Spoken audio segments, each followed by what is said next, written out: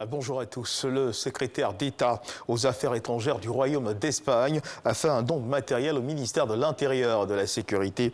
Ce don, l'acte donc s'inscrit dans le cadre du renforcement des actions de lutte contre l'insécurité, un domaine dans lequel le Royaume d'Espagne apporte son soutien à l'État de Côte d'Ivoire. Ces engins de sécurité ont été donc remis par le ministre Vagondo Diomandé le mercredi 26 mai au ministère de l'Intérieur et de la Sécurité au plateau. Le reportage est signé Konaté Moussa.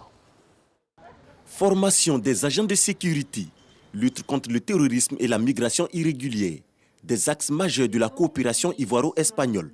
Suite à la visite de travail du ministre Vagondo Diomandé à Madrid en février 2020, la Côte d'Ivoire bénéficie de l'assistance du Royaume d'Espagne en matière de sécurité et de protection civile.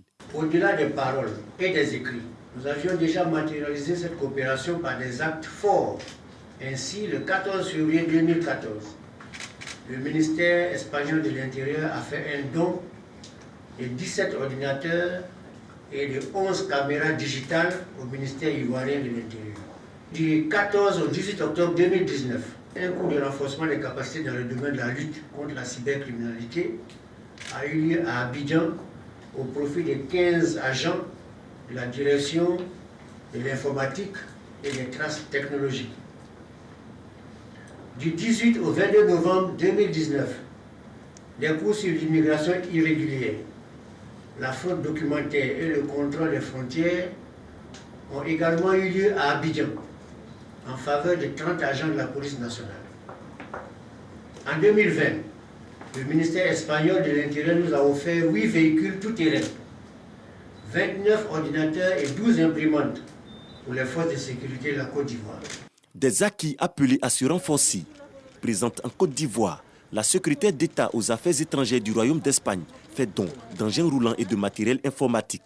Aujourd'hui, nous avons un don d'une valeur globale de 100 millions de francs, un don très conséquent qui est constitué de matériel de travail, de matériel de mobilité, de façon à nous permettre de traquer là où ils se trouveront tous ceux qui veulent mettre à mal la sécurité des Ivoiriens et de tous ceux qui habitent sur notre territoire.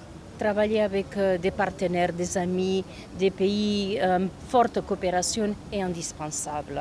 Notre volonté, c'est que dans la région avance la paix et la stabilité, et c'est qu'avec cet exercice de soutien mutuel qu'on se fait, on va y arriver.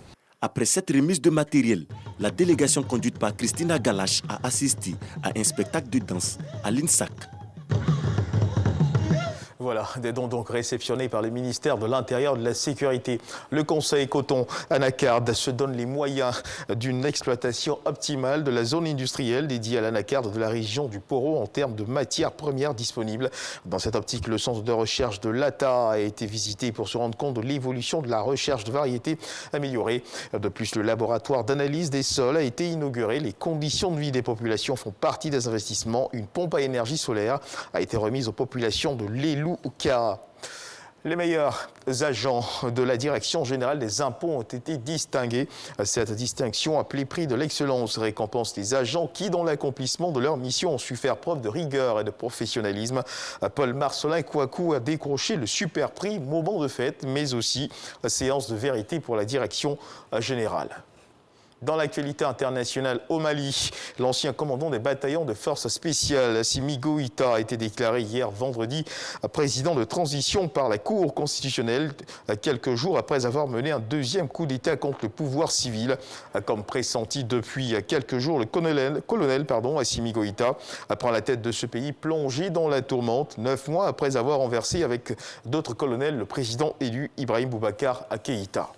Et puis toujours dans l'actualité internationale, le président rwandais Paul Kagame, très préoccupé par la situation en République démocratique du Congo, a appelé hier vendredi à un soutien mondial et urgent face à la crise humanitaire causée notamment par l'exode de centaines de milliers de Congolais, y compris vers le Rwanda, après l'évacuation préventive ordonnée la veille par les autorités en raison de l'éruption du volcan Nyiragongo.